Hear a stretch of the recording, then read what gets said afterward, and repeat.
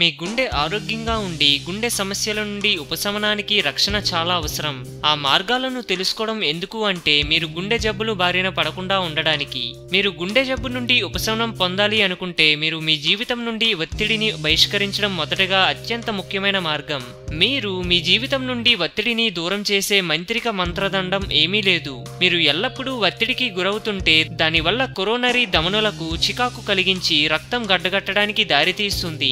ఒత్తిడి నిర్వహణ పద్ధతులు ఒత్తిడితో కూడిన పరిస్థితులలో మీ స్పందనను మారుస్తాయి. మీ గుండె పంపింగ్ నుండి తెరుకునేందుకు ఎంత వేగవంతమవుతుందో అడ్రినలిన్ పుంజుకున్నప్పుడు మీ శరీరం ఒత్తిడికి వ్యతిరేకంగా సంకేతాన్ని సిద్ధం చేస్తుంది. 10-15 నిమిషాల పాటు నిశ్శబ్దంగా మీ శ్వాస మీద దృష్టి పెట్టి సమయాన్ని వెచ్చించండి.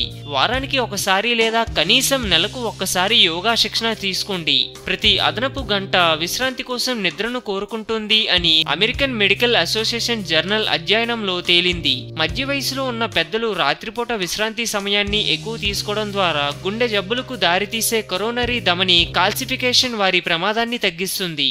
మీరు నిద్రపోవడానికి ఇబ్బంది పడుతున్నట్లయితే లేదా నిద్రపోకుండా అలాగే ఉన్నప్పుడు మీరు తగినంత నిద్రపోవడానికి ఉపయోగించే దానికంటే ఎన్నో శక్తివంతమైన పద్ధతులను పొందుతారు. నిద్రలేమి వల్ల గుండె జబ్బులు రావచ్చు. అందువల్ల నిద్ర సరిగ్గా పట్టడానికి వైద్యుడిని సంప్రదించడం అవసరం.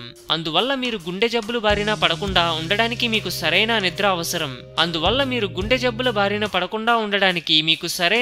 అవసరం. సోడియం మీ రక్తపోటుని పెంచుతుంది. మీ గుండెకు చాలా ప్రమాదకరం. అందువల్ల ఎప్పుడైతే మీరు దానిని తీసుకోవడం మానేస్తారో మీ గుండె నుండి కొంత ఒత్తిడిని తీసుకున్నట్టే. అదే మార్గంలో మీ గుండె సమస్యలు కూడా ఆగిపోతాయి. ఆహార సిఫార్సుల ప్రకారం చాలా మంది పెద్దవాళ్ళు ప్రతిరోజు 2 కప్పుల పండ్లు, 2.5 లేదా 3 కప్పుల కూరగాయలు తీసుకోవాలి. 1 కప్పు సుమారు 1 పెద్ద కప్పు మొక్కజొన్న, 1 చిన్న యాపిల్ లేదా 1 పెద్ద ఆరెంజ్ తో సమానం. గుండె జబ్బులు రాకుండా ఉండాలి అంటే ఆరోగ్యకరమైన ఆహారం తినండి.